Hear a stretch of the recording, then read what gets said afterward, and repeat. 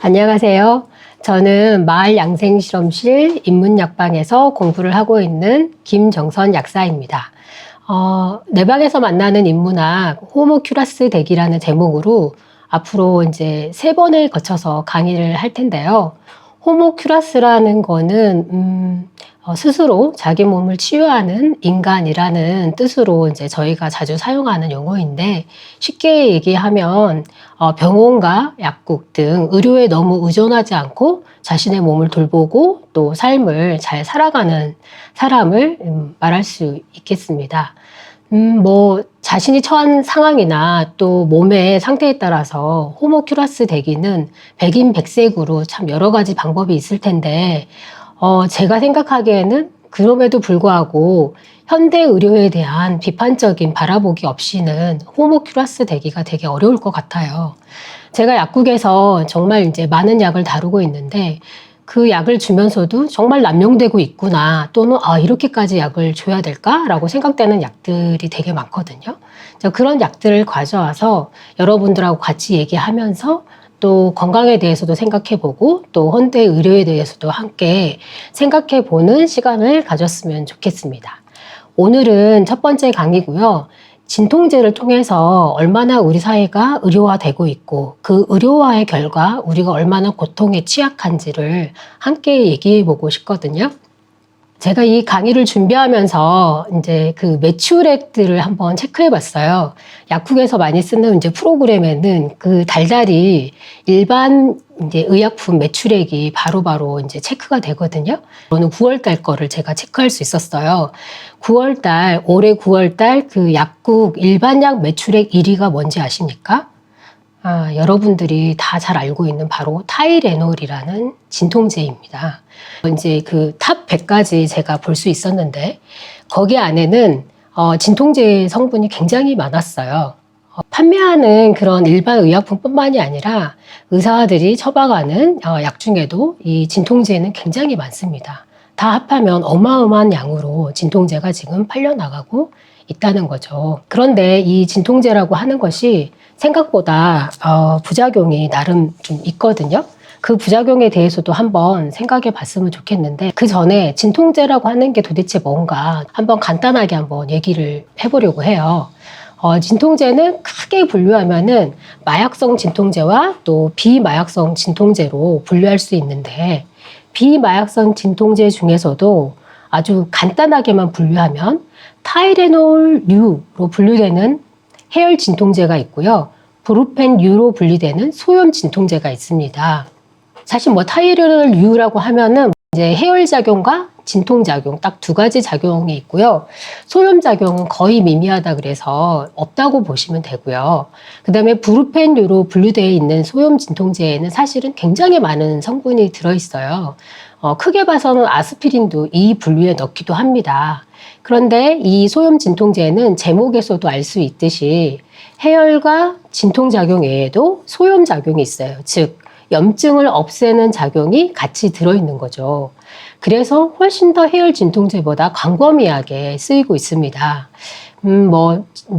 인후염이라든가 아니면 근육염이라든가 아니면 관절염, 여러 가지 그 증상에 처방되고 있는데요. 저 또한 조금만 아프면 이 소염 진통제를 집어먹었거든요.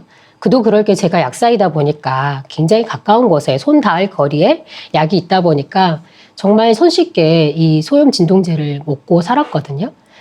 그런데 제가 이 소염 진통제를 이제 끊은 지 한 3년 된 것 같아요. 아픈 일도 있었지만 안 먹어도 괜찮을 정도로 한번 인내해 본 적도 있고, 또 그것이 아니라면 한방제제로 한번 이렇게 제 증상을 다뤄본 적도 있습니다. 이렇게까지 소염 진통제를 먹지 않겠다라고 이제 생각한 이유는 제가 부작용을 아주 된통 당했기 때문이에요. 근데 생각보다 진통제에도 부작용이 많습니다.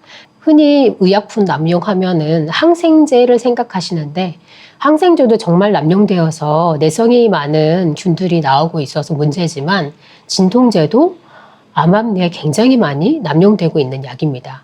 그래서 부작용을 경험하더라도 이게 진짜 진통제로 인한 부작용인지 잘 모르고 넘어갈 때도 많거든요.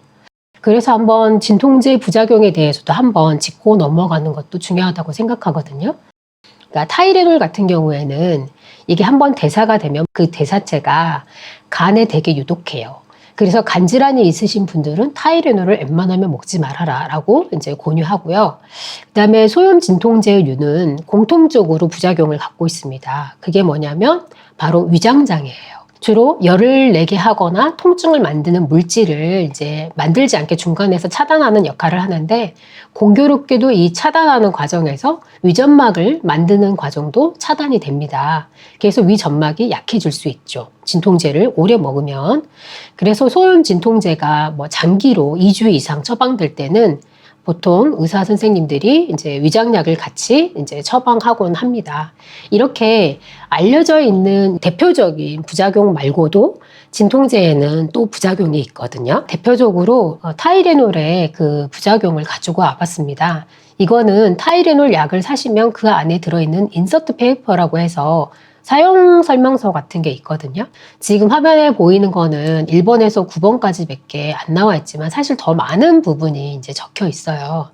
근데 여기에서 제가 경험한 거는 독감에 걸려서 좀 약들을 좀 많이 먹게 된 그런 그 경우가 있었는데, 엄청나게 두드러기가 심하게 났고 그게 몇 달간 지속되는 경험을 했어요. 근데 이제 그게 진통제를 강하게 먹어서 이제 생긴 부작용이라는 거에 나중에 이제 인식이 닿았고, 그러면서 저는 진통제를 좀 끊어보게 되는 계기가 되었고요. 여기서 이제 혈관, 그러니까 혈액에 대한 부작용이 있는데, 그 용혈성 빈혈, 즉 적혈구가 파괴되면서 이렇게 그런 현상이 일어날 수 있는데, 또 출혈도 있을 수 있거든요. 저희 어머니 같은 경우에 이번에 코로나가 걸리셨는데 병원에서 처방이 나왔어요. 타이레놀과 이제 브루펜유가 같이 이제 동시에 처방이 된 케이스예요. 운이 안 좋게 저희 어머니가 이제 허리가 아프셔서 그 전에 약 한 달 동안 진통소염제, 그러니까 소염 진통제죠. 이거를 계속 드시고 있었어요. 그러다가 이제 이 약을 먹게 되니까 굉장히 몸에 부담이 왔고, 또 게다가 당뇨병 약을 먹고 있었기 때문에 더 이제 신장에 안 좋은 영향을 미쳤는지 혈류를 보시게 됐어요. 물론 이제 제가 가지고 있는 한방제제를 적절히 써서 그건 치유가 됐고, 병원에서도 검사했는데 큰 문제는 없으셨어요. 근데 이렇게 진통제의 부작용을 이제 경험하다 보니까 제가 이렇게 진통제에 대해서 이렇게 좀 주의해야 되겠다라는 생각이 더 크게 들더라고요. 그리고 이제 문제는 이렇게 노인들이, 이제 저도 어머니가 드시는 약들을 당연히 약사이니까 체크하고는 있는데, 아프시다고 여기저기 그 병원을 가시는 거는 제가 좀 못 맞겠더라고요.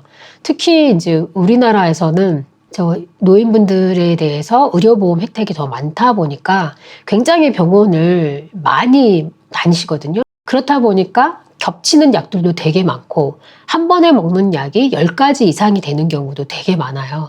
그래서 도대체 이분이 나이가 드셔서 아픈 건지, 이 부작용 때문에 아픈 건지 정말 분간하기가 어려울 그런 지경에 있는 경우도 되게 많거든요. 근데 제가 이번에 이제 책을 읽으면서 또 하나 알게 됐는데, 그 보통 약을 개발하는 과정에서 임상실험을 하잖아요. 실제로 노인분들이 그 임상실험에 참여하는 경우는 없어요. 그렇다 보니까 약효가 노인분들한테는 좀 과할 수 있죠. 그래서 노인분들이 안 그래도 여기저기 아프고 그 노화 현상을 다 질병으로 여기는 지금 이제 현대 의료에서는 자칫 잘못하면 굉장히 과잉해서 약을 먹게 되는 경우가 아주 많더라고요. 그래서 이런 부분도 좀 짚고 넘어가야 될 부분인 것 같습니다. 남용되는 이렇게 진통제를 이제 저희가 한번 체크해 봤는데, 그것을 통해서 또 한 가지 바라봐야 될 지점이 있거든요.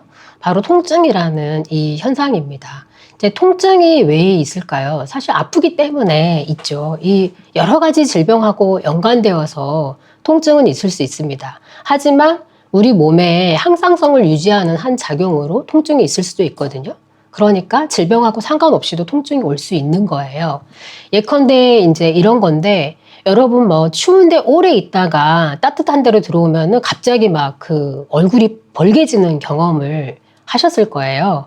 근데 그게 왜 그러냐면 추운데 오랫동안 있다 보면 체온을 유지해야 되기 때문에 우리 몸이 자동적으로 이렇게 땅구멍을 닫고 그다음에 혈관을 수축시켜요.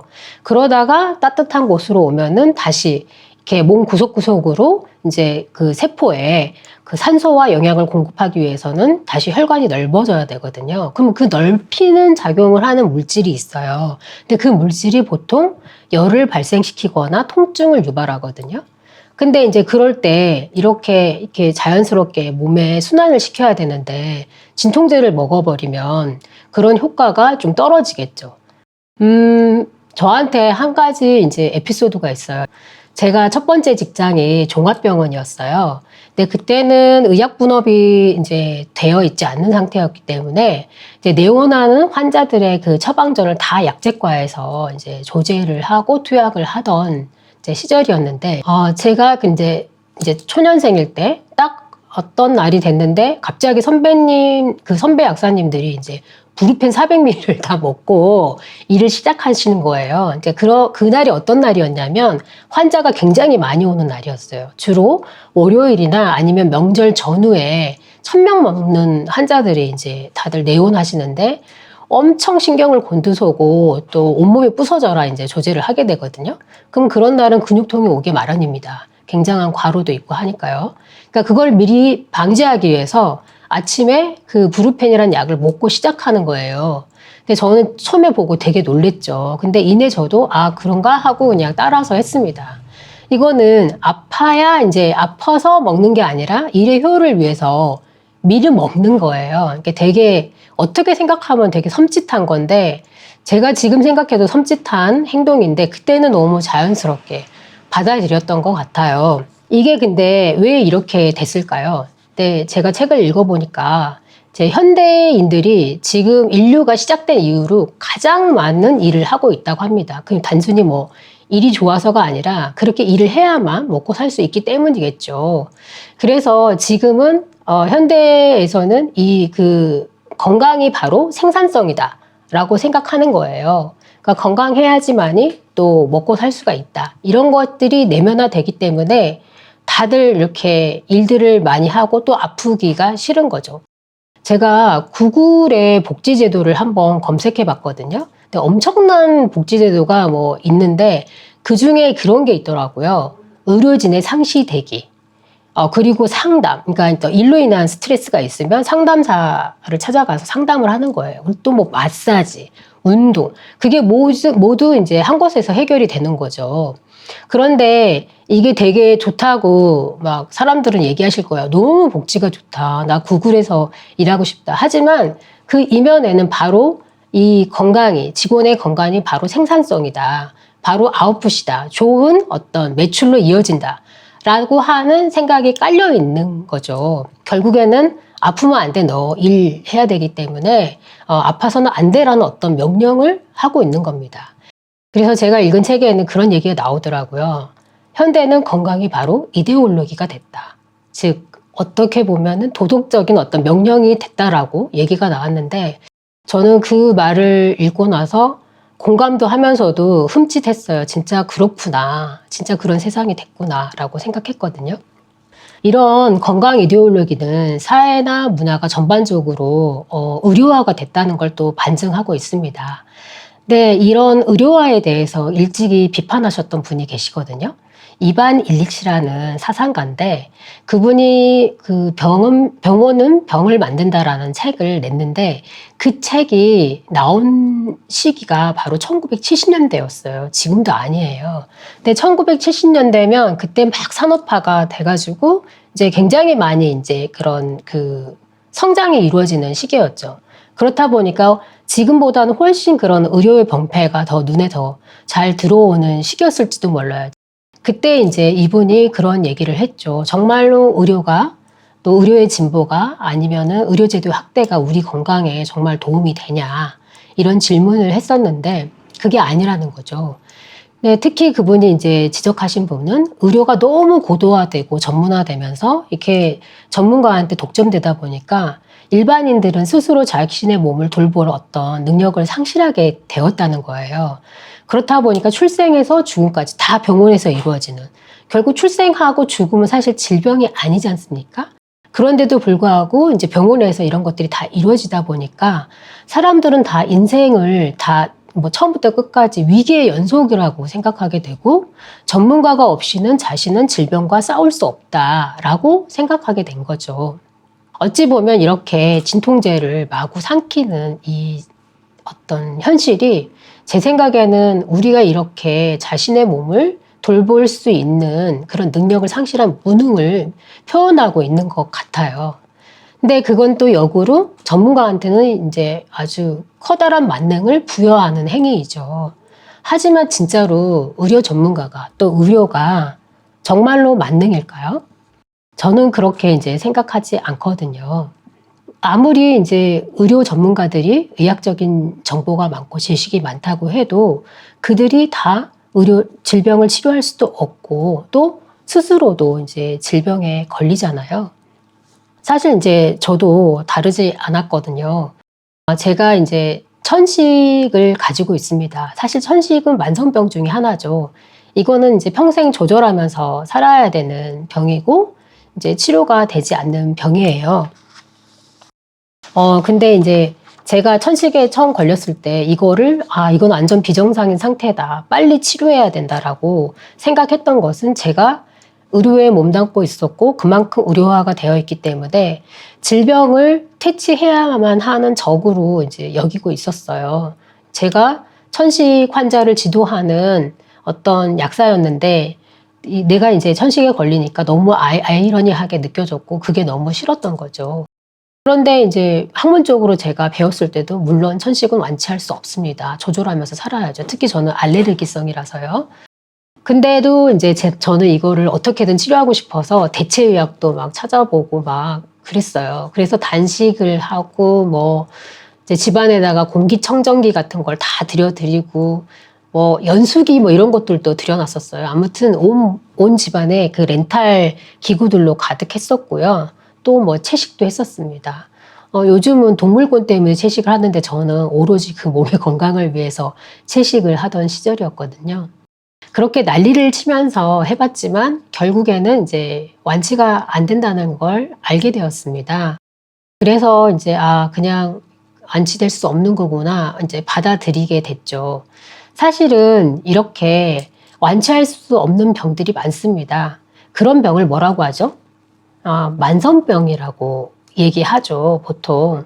근데 이제 여러분들은 이제 만성병 하면 뭐 고혈압이라든가 당뇨라든가 굉장히 많이 있는데 그건 당연히 이제 치료한다라고 생각하시면서 병원에 가서 약을 먹지만 실은 치료를 하는 게 아니라 조절을 하는 거죠.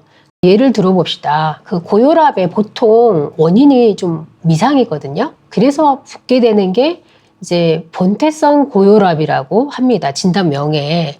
근데 이 본태성이라고 하는 거는 뭐냐면은 저절로 생기는 성질 또는 고유의 체질적 영향이라는 뜻이거든요.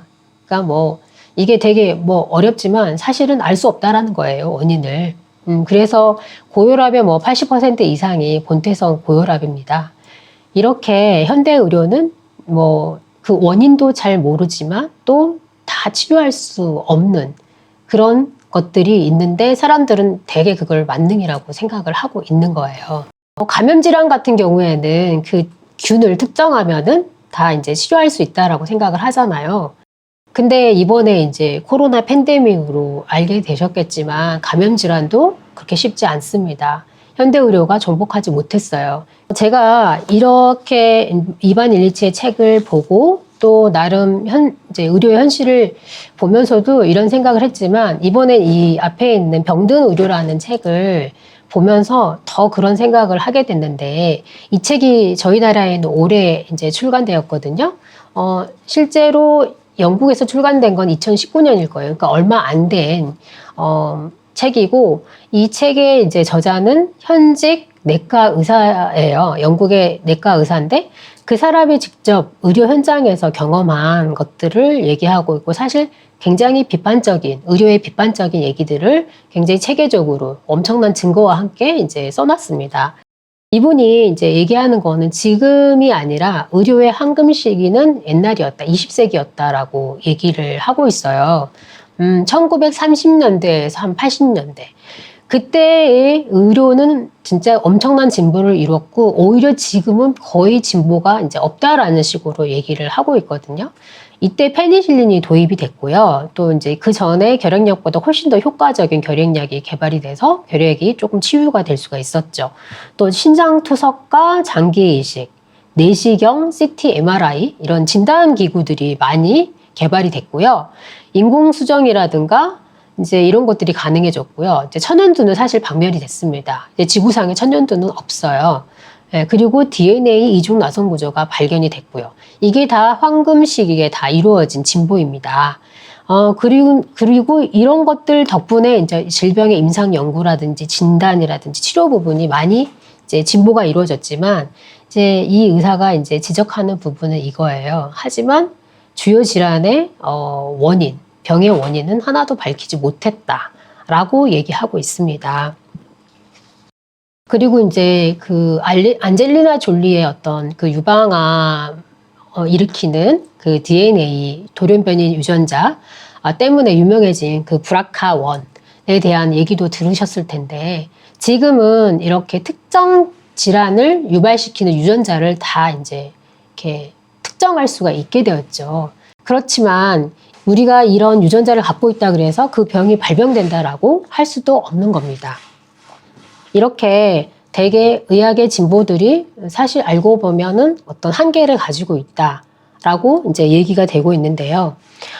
이 책에서 제가 또 깜짝 놀랄 만한 사실을 알게 됐는데, 굉장히 많은 의학 연구들이 생각 외로 이제 효과가 없다라는 얘기를 하고 있어요. 이제 지금은 제약회사들이 엄청나게 규모가 커져서 의학 연구에 천문학적인 돈을 쏟고 있지만, 사실은 그 효과에 있어서 이제 신뢰성이 떨어진다는 얘기를 하고 있어요. 재현성도 떨어지고 이것들을 검증하는 과정이 충분히 일어나지 않기 때문에. 그래서 이제 의학 연구만 모아가지고 그걸 메타적으로 연구하는 연구자들이 이제 하는 얘기는, 현재 의학 연구의 약 85%가 쓸데가 없다 라고 얘기를 하고 있는 거죠.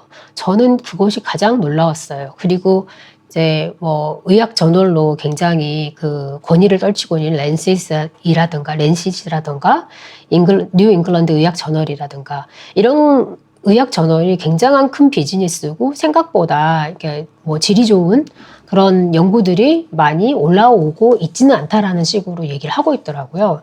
그런 부분에서 저는 그런 권위를 믿고 거기서 나오는 건 철석같이 믿었는데, 이런 책의 내용을 보고 정말 많이 실망을 했고, 그러니까 이렇게 연구가 되어지고 진보가 이루어졌다고 하지만 이런 것들이 그렇게 미미하다라는 것에 대해서 되게 많은 이제 실망도 하고, 이게 의료의 현실이구나라고 깨닫기도 했습니다. 이쯤 되면은 진짜 그 의료의 진보라는 게 뭐 질병을 완전히 치유할 수 있다라고 하는 건 거의 신화에 가깝지 않을까라는 생각이 들고요. 사실 이반 일리치가 병원은 병을 만든다라는 책에서 그렇게 얘기를 이미 했습니다. 이 책의 저자는 어떻게 얘기를 했냐면, 오늘날 의학이 인구 집단의 건강에 직접 영향을 끼치는 부분이 10%에 불과하다라고 얘기했고요. 오히려 질병을 일으키는 원인은 빈곤이나 교육 규제, 기회 부족, 사회적 박탈 등이 어떤 건강 부실의 주요한 원인이다라고 얘기를 하고 있습니다. 이렇게 이제 의료의 어떤 한계를 봤잖아요. 그럼에도 불구하고 우리는 이제 굉장히 의존적으로 살고 있죠. 이제 병은 비정상이다, 이렇게 생각하는 이런 이분법적인 사고를 계속 가지고 있습니다.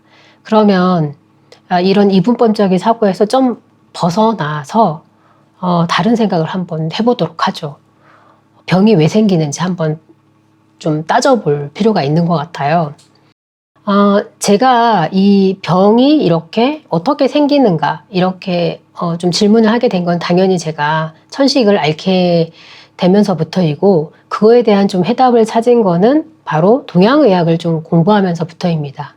물론 학교에서 배웠던 이제 한의학 이런 것들은 있었는데, 이렇게 동의보감이라든가 이렇게 황제내격이라든가 어떤 동양의학에 있어서 고전은 공부할 기회가 없었거든요. 근데 이제 인문학과 함께 이런 또 그 동양 고전을 공부하게 될 기회를 갖게 됐습니다. 그래서 동의보감의 내경편에 보면은 생명의 탄생 과정이 나오거든요. 거기에는 이제 모든 것이 이제 기로부터 시작되는데 기운이 즉 기가 시작되지 않는 시점부터 생명은 벌써 출발을 한다라고 얘기를 해요. 그리고 기운이 만들어지고 거기에 기운이 만들어지면 이제 형체가 생기거든요.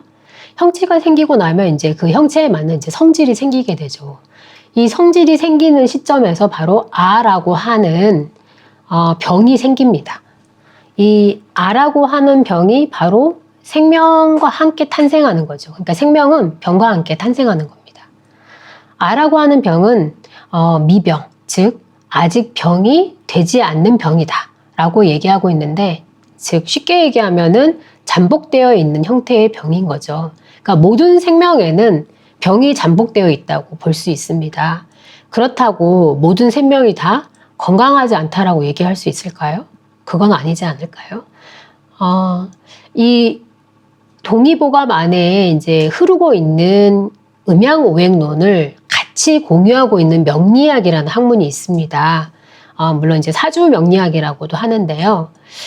이 명리학에서는 모든 사람이 음양오행이 이렇게 되게 치우쳐져서 태어난다라고 얘기하고 있어요. 그러니까 역으로 얘기하면 음양오행이 고루고루 갖고 있다면 애시당초에 생명이 탄생할 수 없는 거예요.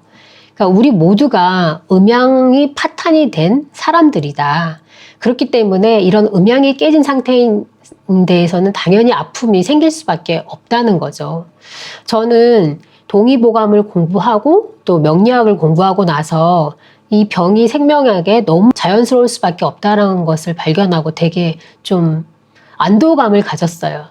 제 병도 가지고 태어난 것이구나. 그런데 이게 어느 시점에서 훨씬 더 이제 어떤 여러 가지 원인에 의해서 더 발현이 됐었구나라는 생각을 하게 되었고, 좀 편해졌습니다.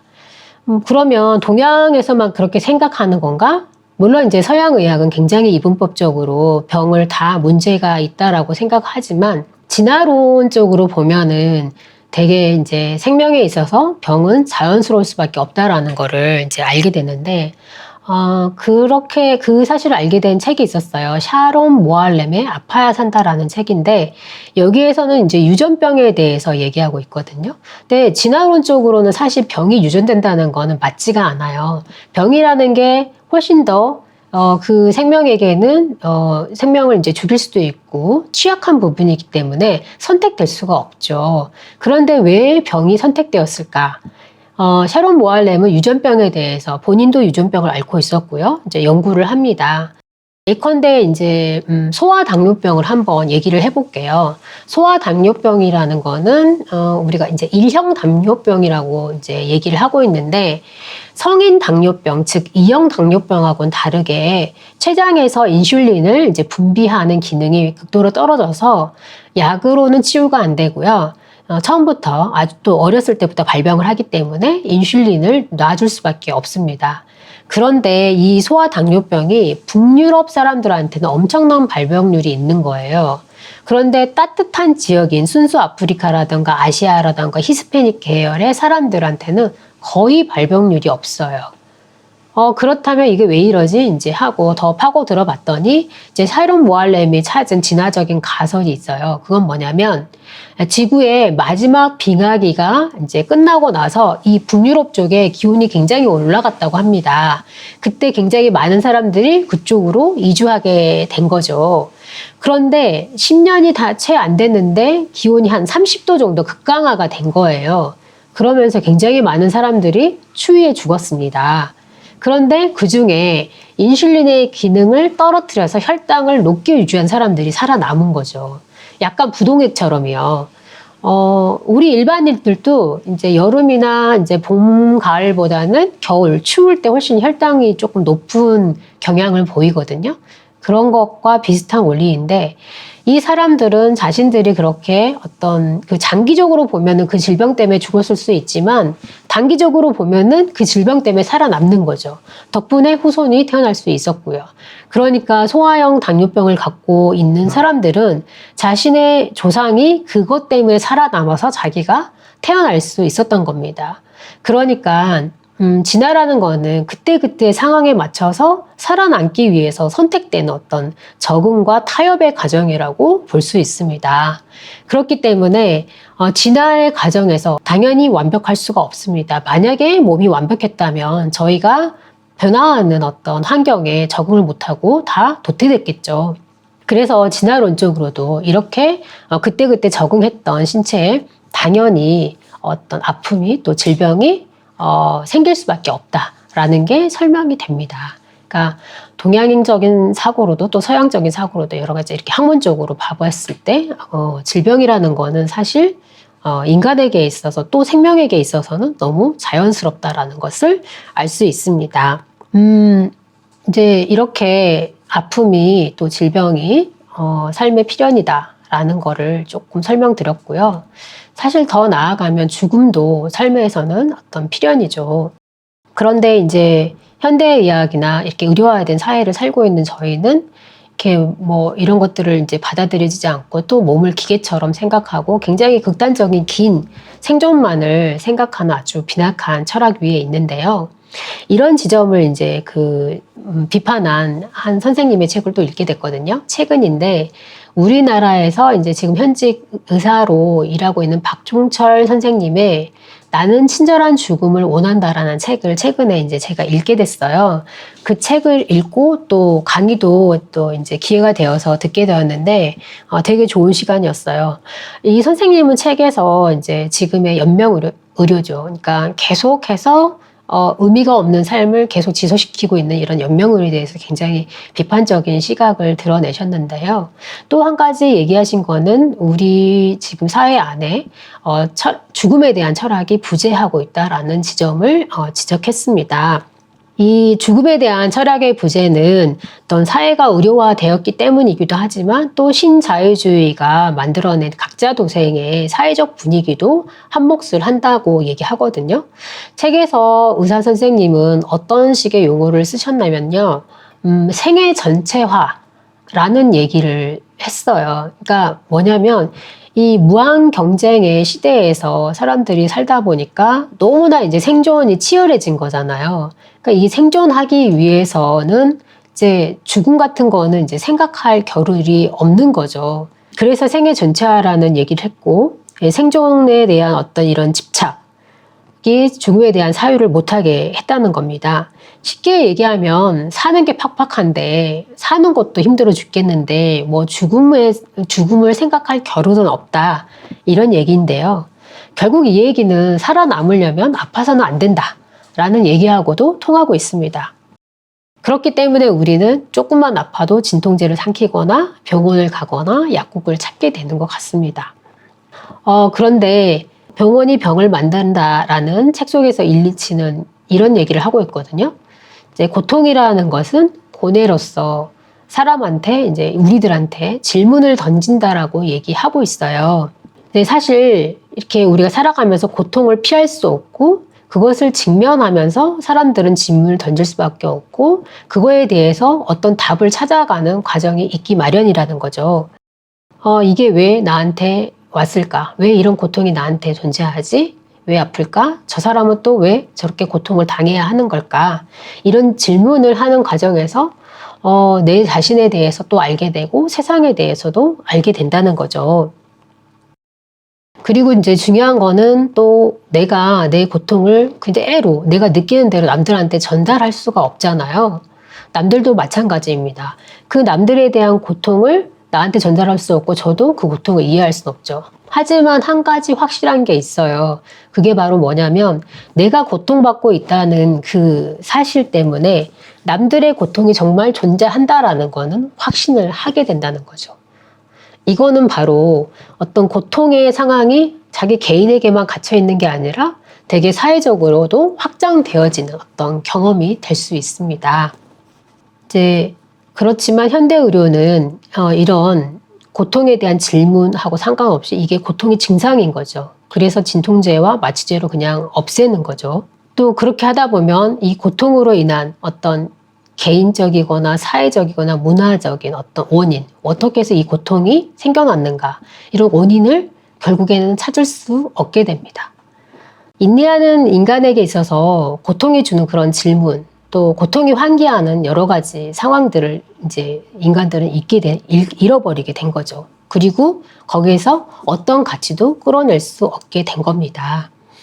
아까 말씀드렸듯이 물론 통증을 무조건 참으라는 말씀은 아니거든요. 당연히 너무 심하다면 적절한 진통제를 먹어야 되고 치료를 받아야 되죠. 또 말기암 환자같이 고통이 극심한 경우에는 오히려 더 적극적으로 완화할 수 있게, 그 통증을 완화할 수 있게 마약성 진통제라든지 그런 것들을 써서 조절해야 된다고 생각해요.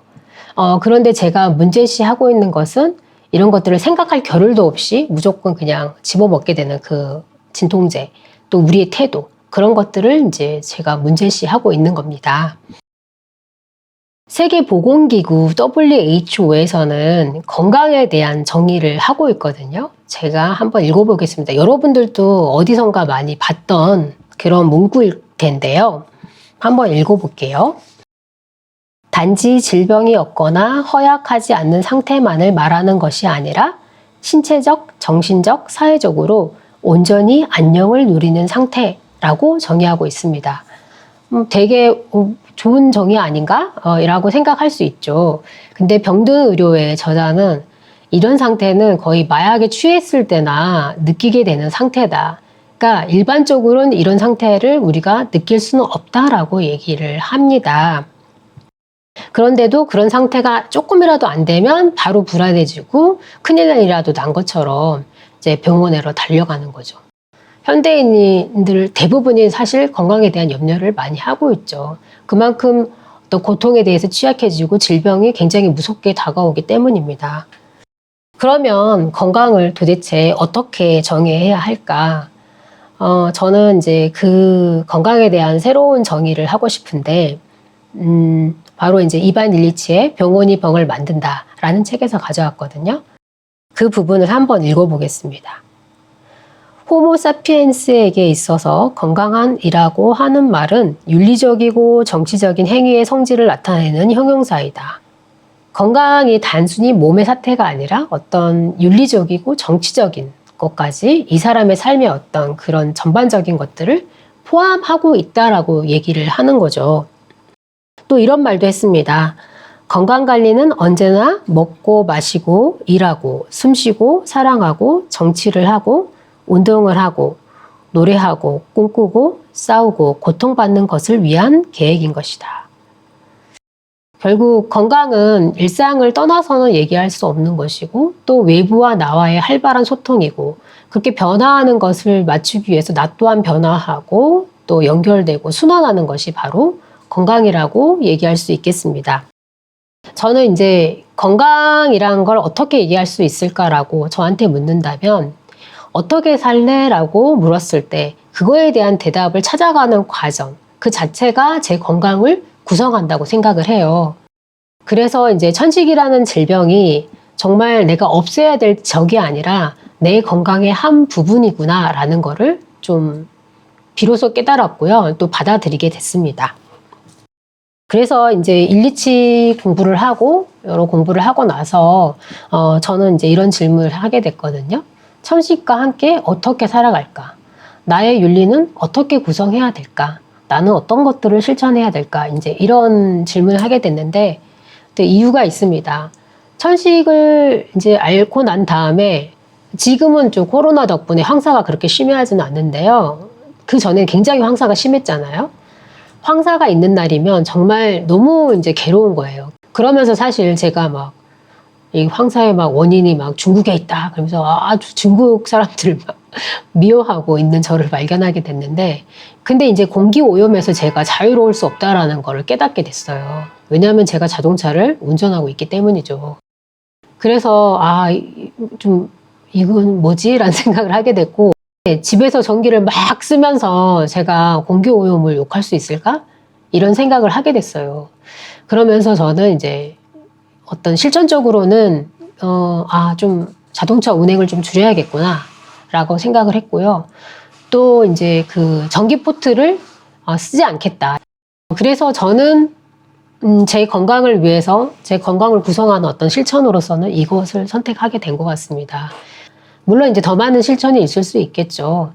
근데 또 이거를 가지고 다른 사람한테 다 이제 그렇게 하라고 할 수는 없죠. 왜냐하면 다 처지가 다르니까요. 각자의 건강을 구성하는 실천은 다 다를 거라고 생각합니다. 결국엔 제가 이제 아프고 나서 이제 저의 실천들, 윤리들이 바뀌게 된 것 같고요. 그 바뀐 것들이 모여서 천식을 포함해서 저의 건강을 구성하고 있는 것 같습니다. 여러분들의 건강은 어떤 모습일까요? 예, 이거는 계속 저와 같이 이제 2강, 3강 다 이제 해보시면서 한번 같이 생각해 보셨으면 좋겠고요. 오늘 강의는 이것으로 마치려고 합니다. 다음 강의는 다이어트 약에 대해서 한번 이제 얘기해 볼 텐데요. 그 비만 치료제이죠. 다이어트 약이라고 알려져 있는데 이 다이어트 약을 통해서 자기 개발과 자기 혐오에 이런 어떤 악순환에 대해서 한번 짚고 넘어가 볼까 합니다. 그러면 다음 시간에 뵙겠습니다. 감사합니다.